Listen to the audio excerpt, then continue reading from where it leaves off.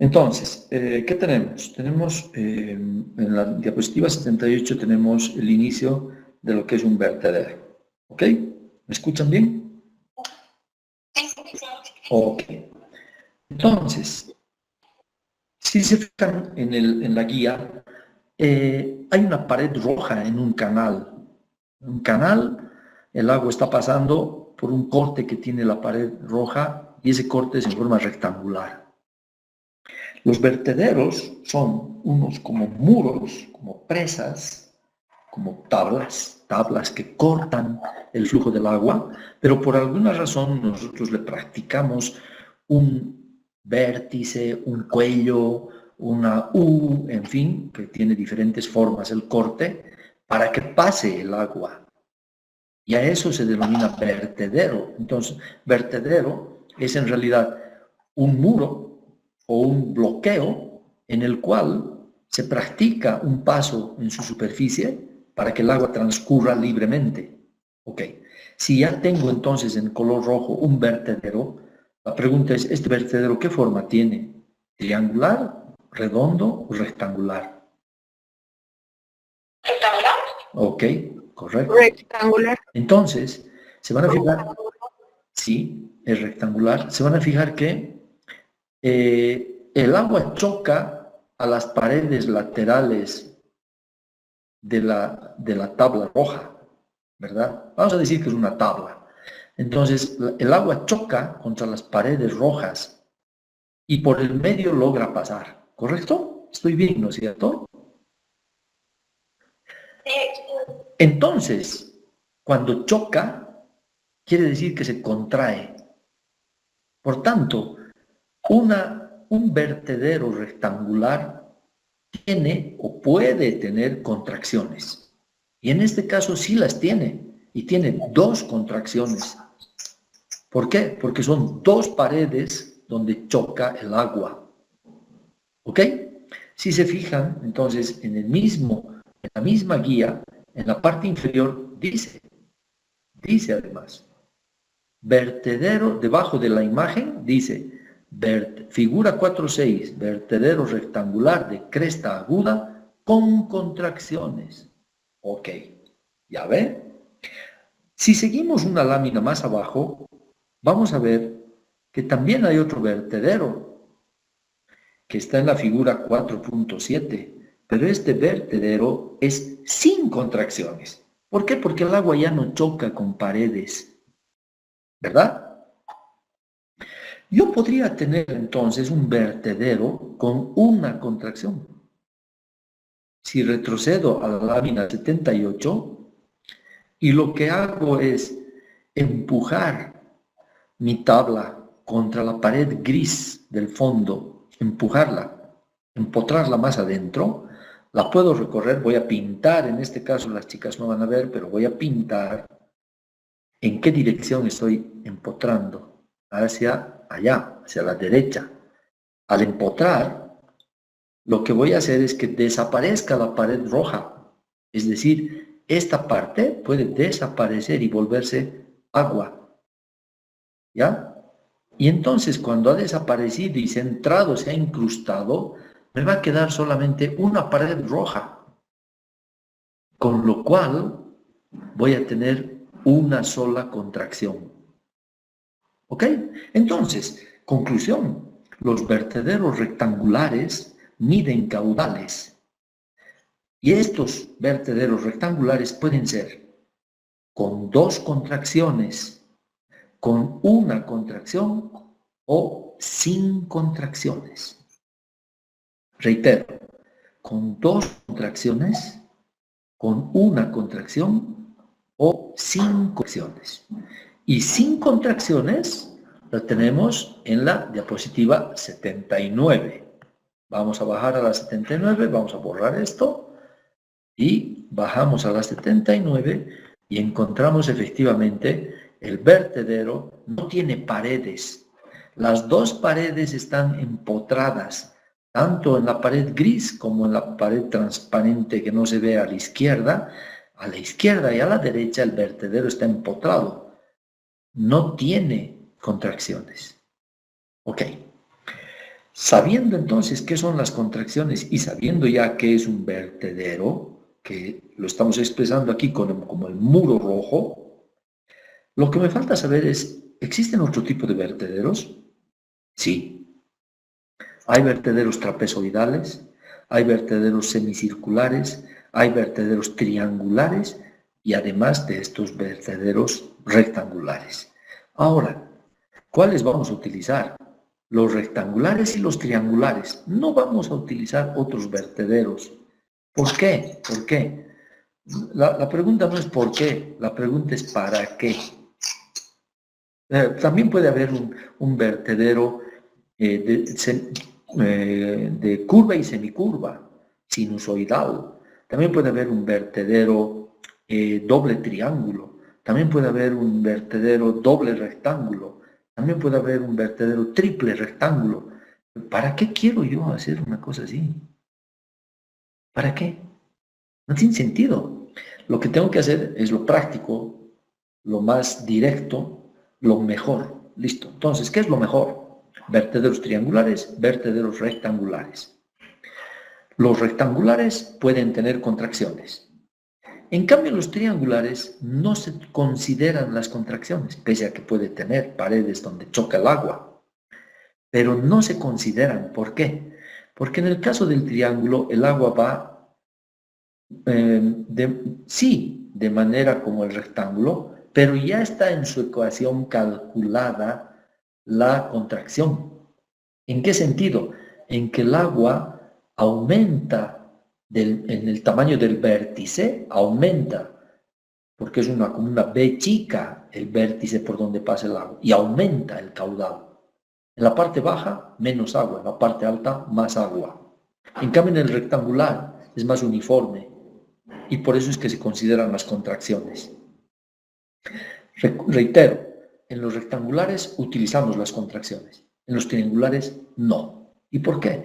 Porque el agua se incrementa del vértice en la parte inferior a la parte abierta del triángulo. Se incrementa el caudal. ¿Ok? Entonces, vamos a utilizar dos tipos de triángulos, de 90 grados y de 60 grados. Nada más.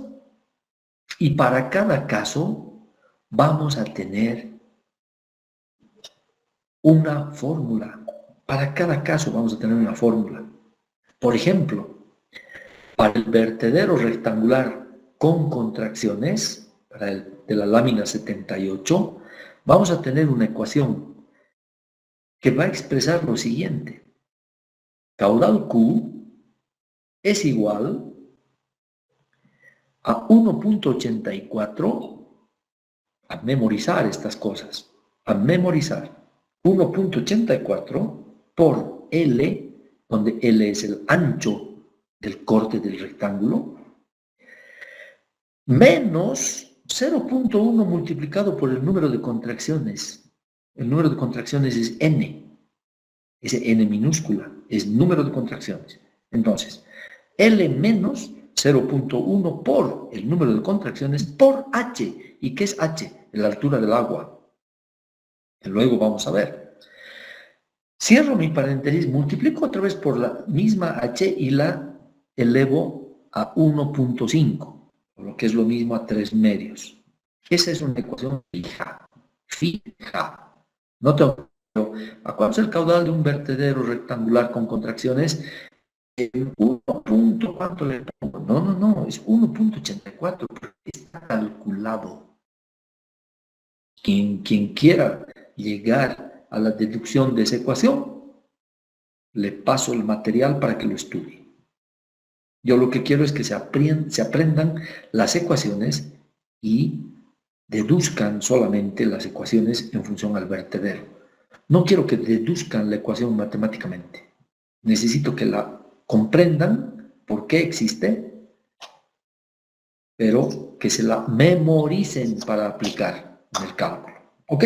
Entonces, para contracciones, Q igual 1.84 por L menos 0.1 multiplicado por número de contracciones por la altura del agua, cierro el paréntesis y multiplico otra vez todo por la altura del agua elevado a la 1.5.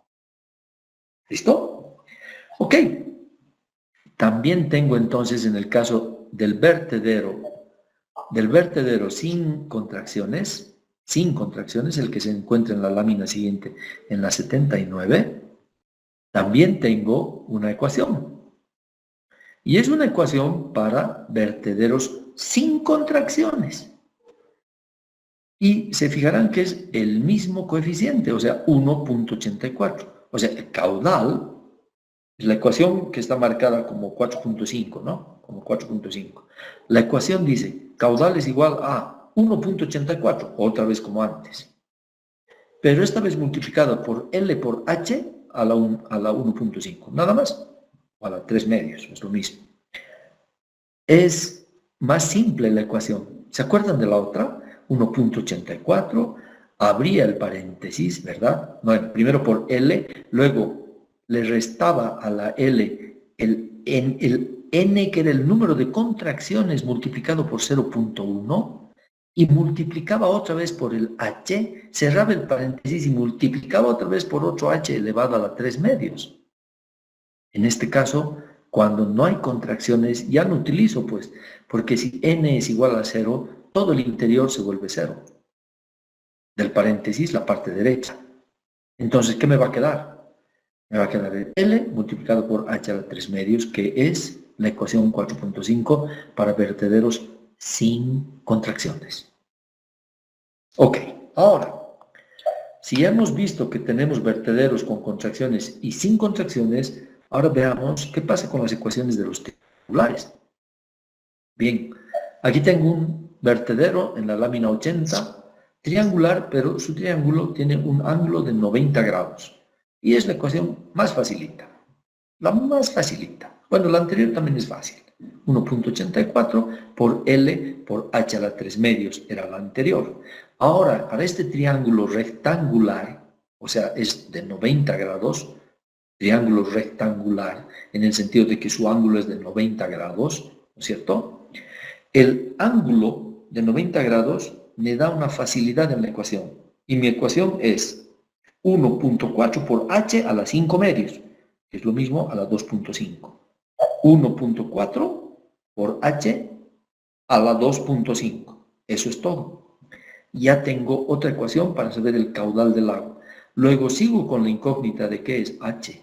Sigo. Ya sé que era L en el caso de los rectangulares, pero no sé todavía con claridad qué es H. No importa, ya vamos a aclarar.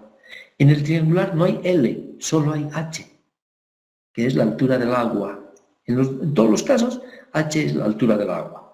Pero vamos a explicar luego a qué se refiere esa altura del agua.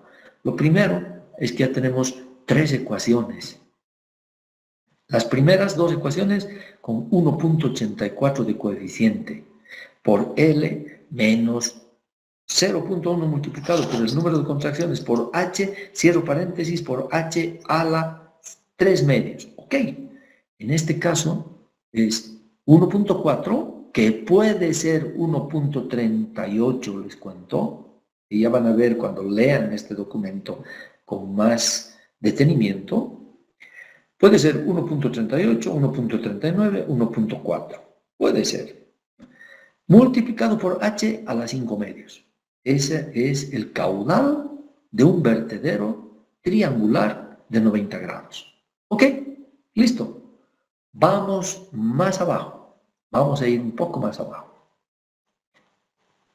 Nos vamos a ir hasta la 100, ahora sí vamos a avanzar un montón, hasta la 132. A ver, vamos a ver.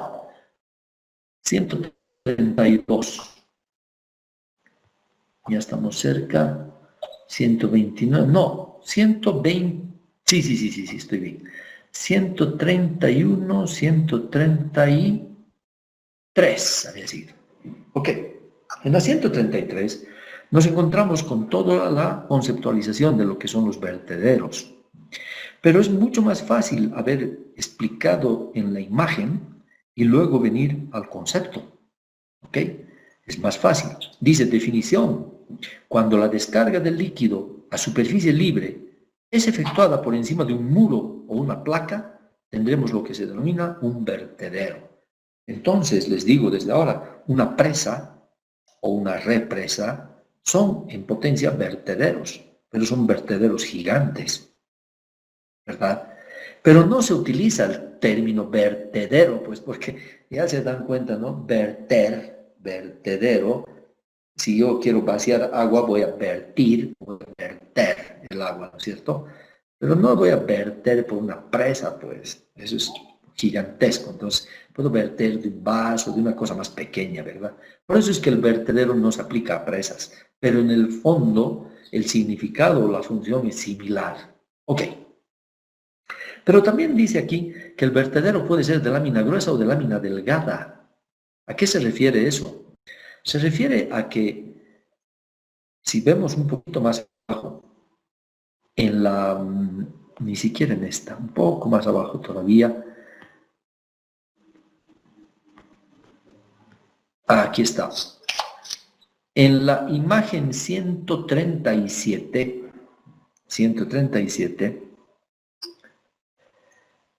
la tabla, esa madera que está metida en ese río, en ese arroyo, es más o menos delgada, pero podría ser como una presa, es decir, podría tener un espesor, que lo voy a pintar aquí mismo, así de grueso.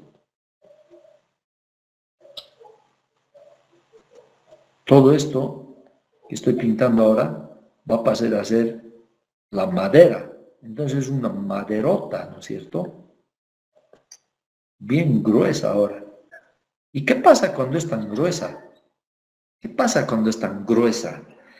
Entonces el agua a veces ya no cae como cascada, sino chorrea. Imagínense que ponen una manguera en un barril, en un turril. Y el turril se va llenando, llenando, llenando hasta que llega a su capacidad máxima. ¿Qué pasa con el turril? ¿El agua sale como cascada? No. El agua chorrea por los bordes, ¿verdad? Por los bordes, chorrea. No tiene que pasar eso con los vertederos. Y por eso es que se aplica mucho mejor todo tipo de ecuaciones a vertederos de pared delgada. ¿Por qué? Porque el agua en los vertederos de pared delgada se comporta como cascada, como vamos a poder apreciar en la diapositiva número 144. En la 144 van a ver ustedes, el agua está formando un vacío entre la pared del vertedero. Voy a poner con otro color porque otra vez he vuelto a hacer con café. Entre la pared del vertedero, voy a utilizar un azul, entre la pared del vertedero y la caída del agua hay un hueco, un espacio en blanco. Estamos hablando de la diapositiva 144, ¿no? Ese espacio blanco es un vacío que se produce. Entonces no está chorreando el agua por el vertedero, está saltando, ¿verdad? Eso es lo que se pretende con un vertedero, que salte, que no chorree, que salte. Porque si chorrea, nuestros cálculos son malos.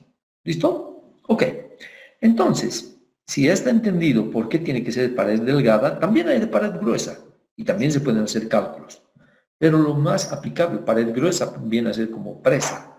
Pero lo más aplicable para nosotros es pared delgada, porque vamos a poder fabricar con facilidad un vertedero y aplicarlo y ponerlo en algún arroyo, en algún cauce pequeño, en algún canal.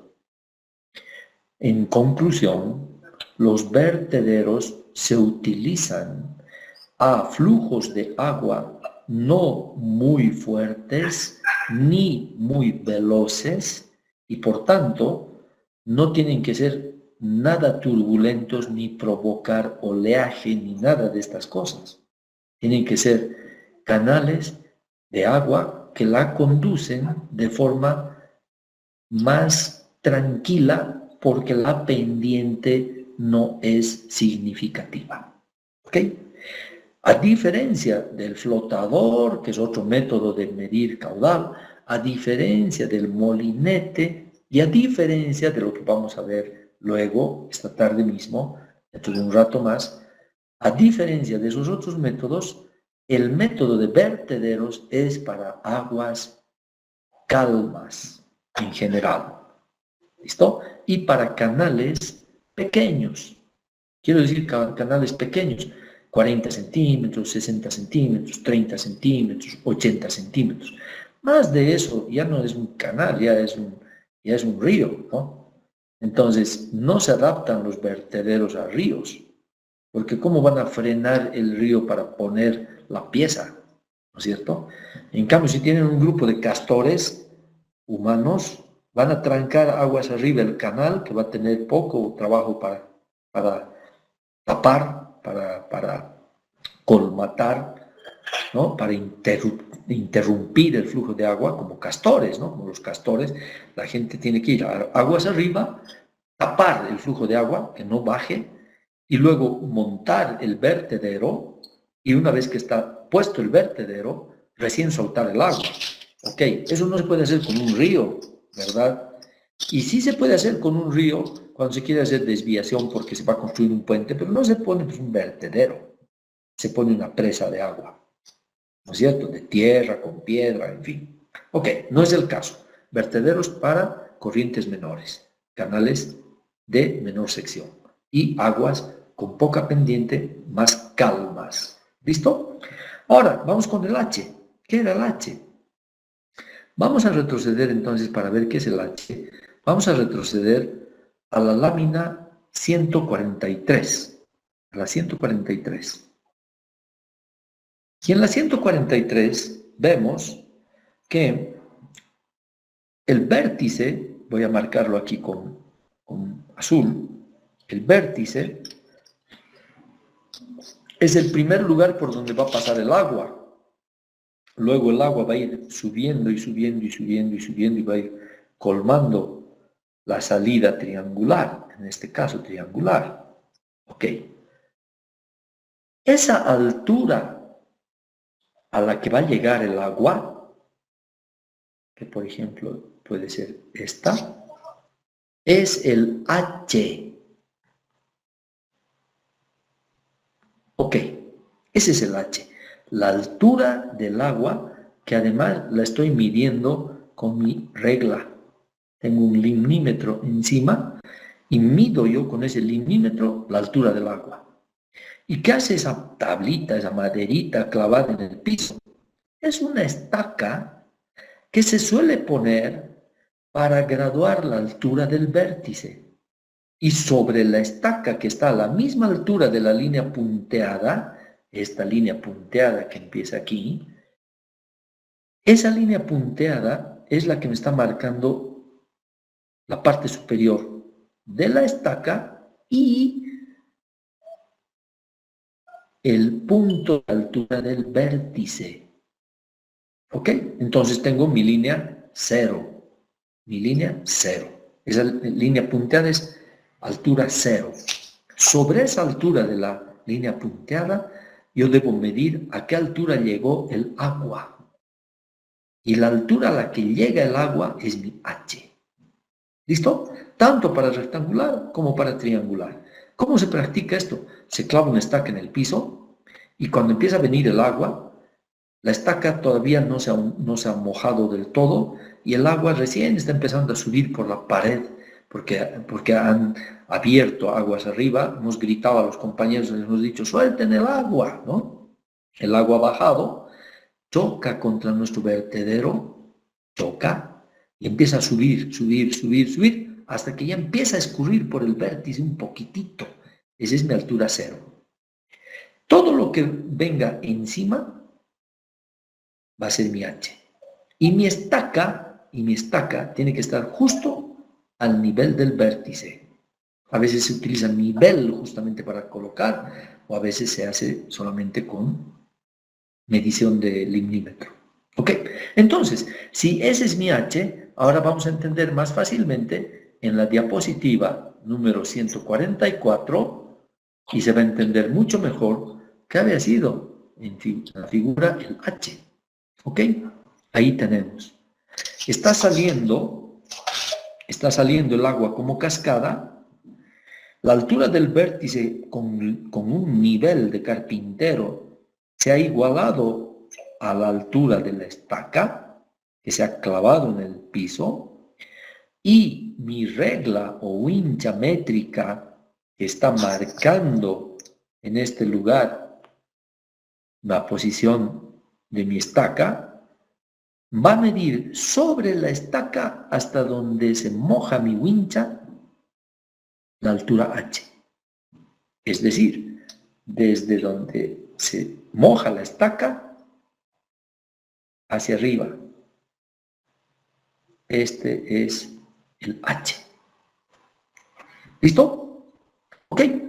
Entonces, ahora necesito que hagan una cosa. Necesito que vean la guía, porque voy a retornar a los grupos 1 y 4 ahora. Necesito que lean la guía, porque el viernes, bueno, otra vez vamos a volver más tarde con ustedes, porque tenemos que ver trazadores. Me voy a tomar media horita o menos, en lo posible, de analizar trazadores con el grupo 1 y 4, y luego vuelvo con ustedes, grupos 2, 3 y 5, para terminar de hacer el tema de trazadores. ¿Listo? Entonces, todas las preguntas y todas las consultas, vayan registrándolas, porque ustedes lo que tienen que hacer en estos siguientes 20 minutos es leer las páginas que hemos marcado. Desde las 77, 78, 79, luego se pasan a las 133 y analizan junto con estas hasta las 144 que estamos viendo. Bueno, si quieren ver un poquito más, mucho mejor, porque vertederos abarca ya hasta la última lámina de esta guía, si no me equivoco. A ver, vamos a ver. No. Solamente hasta la 144. Es la última de vertederos. Enseguida viene ya hidrograma unitario, histogramas y otra cosa. Entonces, hasta la 144, desde la 133 hasta la 144 son 11 diapositivas, más las 3 diapositivas que habíamos visto cuando explicábamos los vertederos con la tabla roja. ¿Listo? No se olviden que hay ecuaciones, y esas ecuaciones que están en la 133, 134, también están en unos cuadritos, en este cuadrito de la 135, esas ecuaciones se las tienen que memorizar para el examen. ¿Ya? El examen es el siguiente viernes, no el siguiente, el subsiguiente viernes. ¿Ya? Entonces, esas ecuaciones, ¿cuántas ecuaciones son? 3. Bueno, 4 en realidad. Las voy a marcar aquí. Tenemos una ecuación, 2 ecuaciones, 3 ecuaciones y 4 ecuaciones. Son 4 ecuaciones. Una ecuación para vertederos rectangulares sin contracciones, una ecuación para vertederos rectangulares con contracciones y 2 ecuaciones para los triangulares, para los vertederos triangulares. Una para 60 grados, otra para 90 grados. ¿Listo? Son 4 ecuaciones que quiero que se aprendan, no 200 ecuaciones, ni 17. Son 4. 4. Más ya las otras 6 que ya deben estar guardadas en su memoria RAM o en sus discos duros. No sé si es RAM, chao, ¿no? Se borra. Ok, entonces volvemos en 20 minutos. ¿Listo? Guárdense todas sus preguntas y anótense. Nos vemos luego. Nosotros estamos ahora en la 126, diapositiva número 126 del tomo 2. Y el título es Método de dilución con trazadores. Ok. Existen 2 métodos de dilución por trazadores, que uno es por vertido súbito, es decir, lanzar el químico al agua, lanzar, y el otro que es el de inyección de trazado, que es a través de una tubería que se hace, como muestra la imagen de la 126, donde chisguetea el trazador al río. Ok, se ha visto con el tiempo que la mejor forma de hacer es a través de la inyección súbita. Es decir, la forma que está en la 127. En la 127 agarramos el químico, metemos a un turril, mezclamos con agua y echamos al río, tal cual está en el ejemplo. Se echa al río y va a haber una mancha que va a avanzar en el sentido que está mostrando el río. Esa mancha va a ser el agua con sal. Ok, ¿por qué agua con sal? En realidad se pueden utilizar diferentes trazadores. Vamos a ver. Existen trazadores o químicos radioactivos, existen electrolíticos, existen solventes expansivos, existen diversos. Y los que yo aconsejo, y todo el mundo de la hidrología aconseja, es no utilizar ninguno que sea impactante en términos de la biodiversidad. Es decir, no vamos a utilizar ningún radioactivo, para empezar. Radioactivo que me refiero a que emita radiación, ¿no? Tampoco vamos a emitir ninguno que cause daño a la piscicultura. Por ejemplo, tintes fuertes o el anticongelante que le ponemos al radiador que es fluorescente para poderlo ver, ¿no? No, es mejor utilizar rodamina. La rodamina es un producto que es como el ocre, es un tinte, pero es natural. Es como también el gusano de la tuna, ¿no es cierto? La cochinilla, ¿no es cierto? Es natural. Entonces nosotros podemos utilizar tintes naturales y teñir el agua que no le va a hacer daño a nada ni a nadie. De repente al pescado lo vuelve rosado por un día, pero no le va a hacer daño. Ok, entonces, ¿qué es lo que se puede utilizar? Rodamina y otros productos. En nuestro caso vamos a utilizar sal, así tal cual, cloruro de sodio. ¿Por qué cloruro de sodio? En Europa se está utilizando mucho. Aquí en Latinoamérica se utiliza también en Argentina, en Chile, sobre todo, y en Colombia. Pero no se utiliza en Bolivia. ¿Por qué? Porque no conocemos el método. Tuve la oportunidad de hablar con el director de Senami, un caballero muy buen tipo, mayor, y él me dijo, encantado ingeniero si ustedes nos dan y nos transfieren cómo utilizar este método. Encantado, porque no lo utilizamos, porque ni lo conocemos, ni sabemos la técnica, ni sabemos cómo se calcula la concentración, etc. Ok, entonces yo les he dicho, dentro de unos 3 años les vamos a pasar el método. Y el tercer año va a ser el 2021, por si acaso. ¿Ya? Porque recién hace 2 años que estamos practicando esta cuestión. Ok, entonces, ¿de qué se trata? Se trata de agarrar un turril, llenarlo con agua del río. Un turril, un balde, 10 baldes. No vamos a hablar de los detalles hoy día, solamente del método. Agarramos un turril, llenamos con agua del río. El agua del río tiene sal, siempre. Siempre tiene sal, cloruro de sodio. En mínima proporción, pero tiene. ¿Y cómo sé cuánto tiene?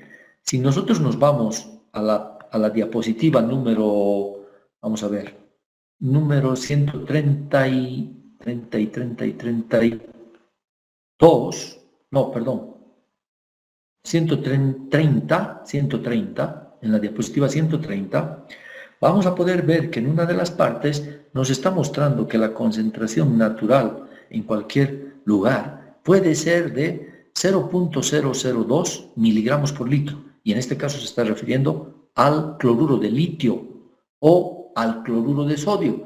A ver, cloruro de litio y cloruro de sodio solamente varían por un átomo, ¿ya? Y el átomo es litio o es sodio, pero los dos se encuentran en el mismo lugar. En el salar de Uyuni hay litio y hay sal, ¿no? Y hay cloruro de sodio. ¿Ok?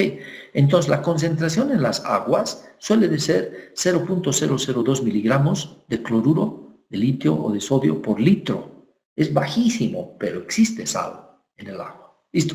Partiendo de ese precepto, entonces, de que existe sal en el agua, vamos a ver nuestro ejemplo. Y en nuestro ejemplo dice que estamos llenando un turril con agua del río. Si llenamos agua en el turril con agua del río, ¿tiene sal o no? Sí, pero mínimo. ¿Ok? Entonces voy a volver otra vez a la diapositiva 126 para que el ejemplo se vea mejor. A la izquierda de la gráfica tengo un Q mayúscula y un C sub 0. A la derecha tengo un Q sub 2 y un C sub 2. A la derecha de la gráfica. Y al centro de la gráfica, un poco a la izquierda, tengo un Q minúscula y un C sub 1. ¿Qué son estos? El Q mayúscula es caudal, el Q minúscula es caudal menor, el Q2, Q sub 2, es caudal 2. El C sub 0 es concentración inicial, el C sub 1 es concentración en el turril y el C sub 2 es concentración en el río, pero después. Ok, ¿después de qué? Ahí vamos. La concentración 0 es el 0,002, o sea, 0,002 miligramos por litro. El C sub 0 es la concentración natural de sal en el río. El C sub 0. El Q es el caudal del río, que no lo conocemos, no sabemos cuánto es. El Q minúscula es el volumen de líquido en el turril, el Q minúscula. Es otro caudal que vamos a echar al río, un caudal adicional. Y el C sub 1 es la concentración de sal en el turril. ¿Por qué?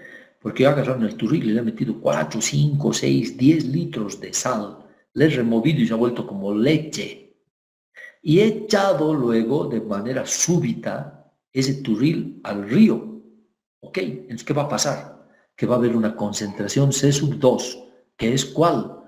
Que es la mancha de sal en el río que ha llegado a la parte baja porque he echado el turril.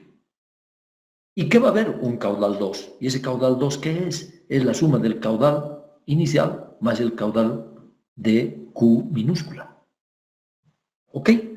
Todo eso está expresado en estas 5 diapositivas. De las 126, 6 diapositivas. De las 126 a las 132. 6 o 7. ¿Qué va a pasar? Lo siguiente, en un minuto acabamos. ¿Qué va a pasar? Va a pasar que cuando yo eche el agua en el río, se va a producir la gráfica que está en la diapositiva 130. Esa gráfica me muestra una parábola. Esa parábola, ¿qué me está indicando? Que la concentración, porque el eje de las Y es concentración y el eje de las X es tiempo. Conforme avanza el tiempo, la concentración va a variar. ¿De qué estoy analizando la concentración? De la mancha que figura en el 127, en el gráfico de la 127. Esa mancha azul que vemos aquí, esa mancha azul tiene una concentración diferente a la original del río, y menor, por tanto, a la del turril, que era súper concentrada, mayor a la C sub 0, menor a la C sub 1. ¿Ok? Esa concentración, C sub 2, se puede graficar por las concentraciones analizadas en el laboratorio, que va a tener 0,02 en su parte más baja, 0,002, y 1,6 en su parte más alta, porque eso me da el laboratorio, pero la mancha va a empezar a llegar, voy a medir las concentraciones, conforme va llegando, va aumentando la concentración hasta que llega al máximo, y cuando la mancha se va pasando aguas abajo, va disminuyendo otra vez la concentración del agua de la sal en el río, hasta que otra vez vuelve a su estado natural, 0,002. ¿Listo? Eso es. Ese es el método. Hay que hallar el área debajo de la parábola. Y el área debajo de la parábola es el denominador de la ecuación que se encuentra en la diapositiva 127. El área de la parábola es el denominador de la ecuación que se encuentra en la diapositiva 127. Aquí, 127. Este es el área de la parábola. Lean y el viernes nos encontramos con todas sus dudas. Hasta el viernes, muchachos.